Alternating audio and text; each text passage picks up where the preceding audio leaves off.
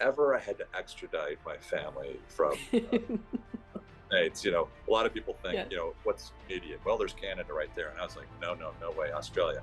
Now, I know it's hard to get into Australia, but they're fans of Seinfeld and, of course, The Dish. I go, maybe we Yeah. have it. We have an in, I think. Yeah.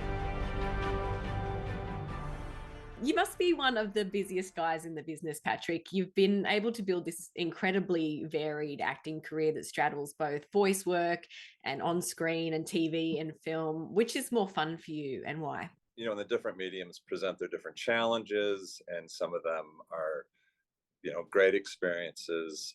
Like I was telling you about earlier, one of the best experiences I ever had was being here in Melbourne back in '99 shooting The Dish.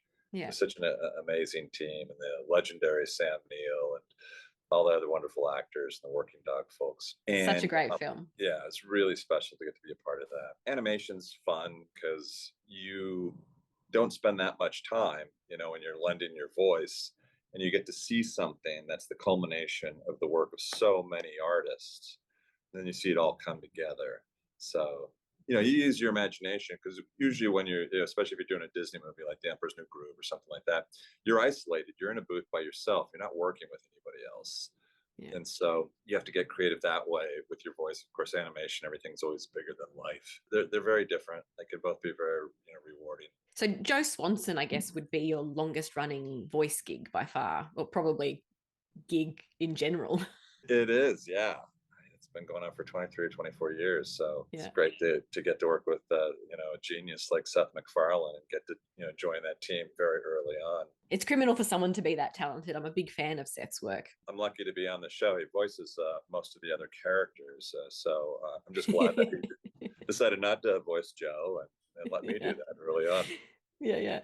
I have to ask though, what does Seth MacFarlane have on you that anytime he calls, you have to say yes?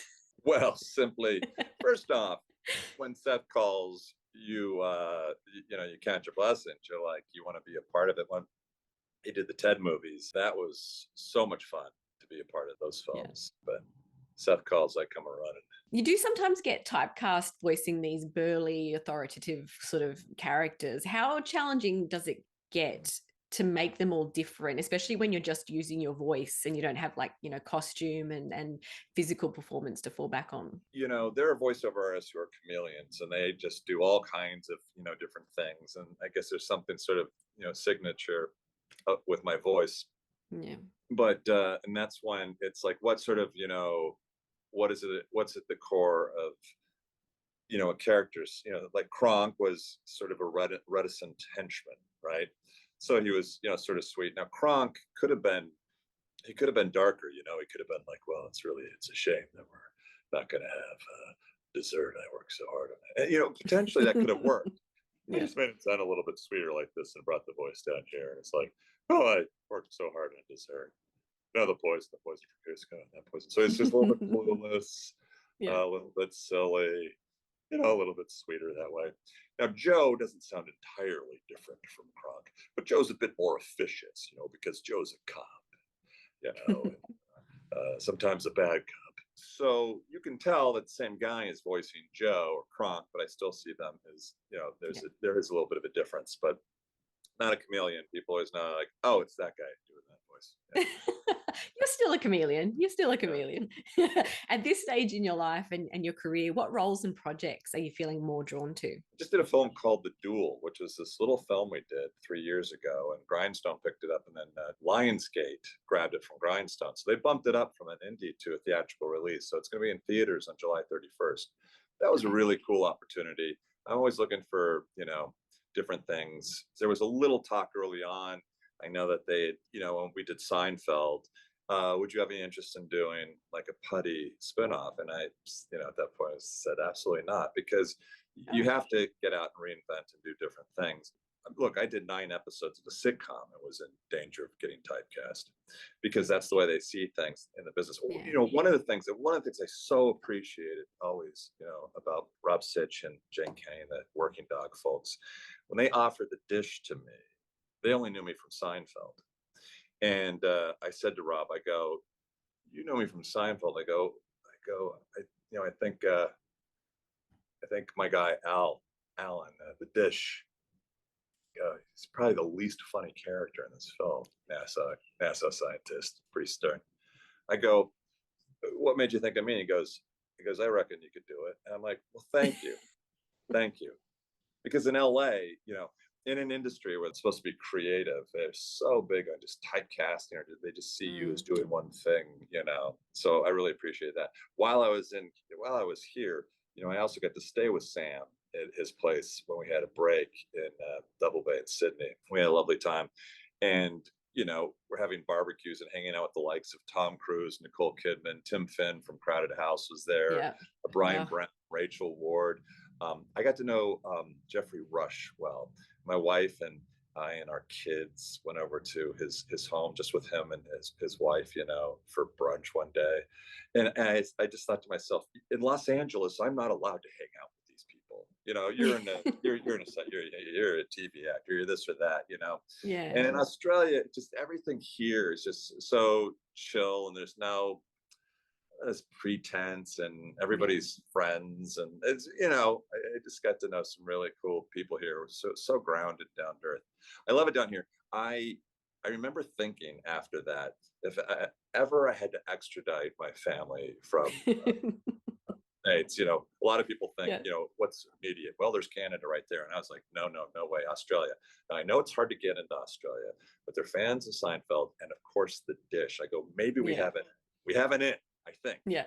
You're Somebody in. You're look up. absolutely in.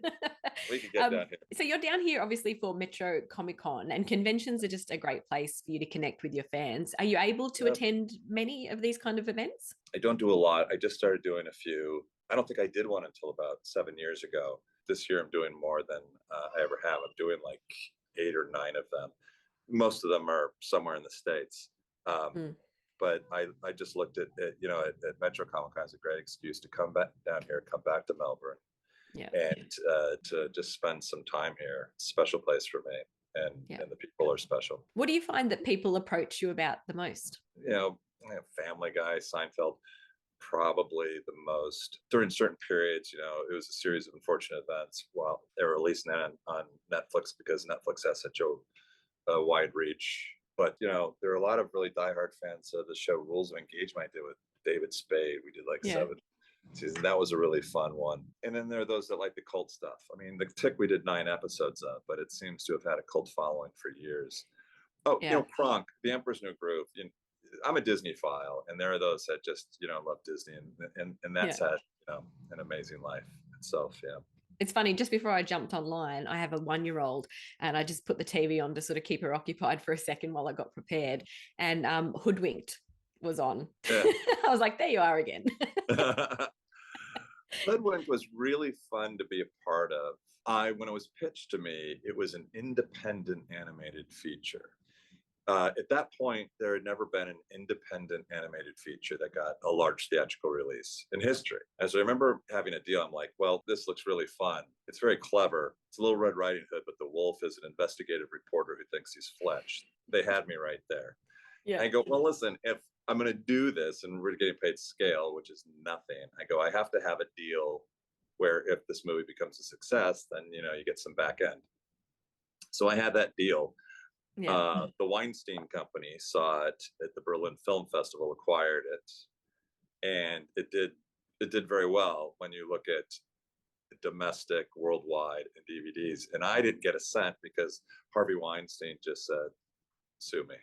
So I'm happy that he's where he is right now. I'm not as happy as some people are, but obviously, but yes. How frustrating. You mentioned the Tick earlier, and it has such a passionate fan base, as you said. Would you ever, or have you ever, turn up to a convention dressed in the Tick costume like you did in Ted 2? Well, I haven't. I'm not saying that I wouldn't. I did this Adult Swim cartoon called The Venture Brothers. Yeah. And so one time I went to the San Diego Comic-Con with my son Shane, and we both dressed up as Shore Leave. Shore Leave is a very dangerous, very flamboyant superhero. Yeah, it's got like a cut-off shirt tied with a bow here, the mustache like this, and we both walked around like that and had a blast. That would have been incredible. What's on the horizon for Mr. Warburton next? I'm supposed to be doing a horror comedy film. That's what I grew this dumb mustache for. And so Okay. they're putting the last pieces of that together. And but there's some interesting people involved with that. They've done the Blair Witch film years ago. I like horror comedies. I think they can be really clever and funny. Yeah. And this one appealed to me. They go And hand in so, hand, don't they? Horror and yeah, comedy. sure. Yeah, lean into it. Thanks so much for your time today, Patrick. Hope the rest Well, of the day goes well and the weekend. I'm up in Sydney, so I won't get down there, unfortunately, but I would have loved to have met you in person. and you, Lee. So enjoy your time and the better climate right now where you are. Yes, definitely. You should have brought some sunshine with you. Yeah. I tried. Okay. Thanks, Patrick. Thanks, Lee.